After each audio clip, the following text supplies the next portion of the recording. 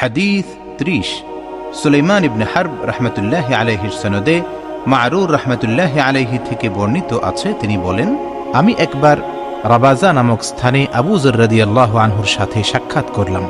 তখন তার পরনে ছিল একজোড়া কাপড়, লুঙ্গি ও চাদর, আর তার চাকরের পরনেও ছিল ঠিক একই ধরনের একজোড়া কাপড়। আমি তাকে এর সমতার কারণ জিজ্ঞাসা করলাম। তিনি বললেন, একবার আমি এক ব্যক্তিকে গালি দিয়েছিলাম এবং আমি তাকে তার মা সম্পর্কে লজ্জা দিয়েছিলাম। তখন রাসূলুল্লাহ সাল্লাল্লাহু আলাইহি ওয়াসাল্লাম আমাকে বললেন, আবু যর, তুমি তাকে তার মা সম্পর্কে লজ্জা দিয়েছ। তুমি তো এমন ব্যক্তি, তোমার মধ্যে এখনও জাহিলি যুগের স্বভাব রয়েছে। জেনে রেখো, তোমাদের দাস দাসী তোমাদেরই ভাই। আল্লাহ তাআলা তাদের তোমাদের অধীনস্থ করে দিয়েছেন। তাই যার ভাই তার অধীনে থাকবে, সে যেন তাকে নিজে যা খায় তাকে তাই খাওয়ায় এবং নিজে যা পরে তাকে তাই পরায়। তাদের উপর এমন কাজ চাপিয়ে দিও না যা তাদের জন্য খুব বেশি কষ্টকর।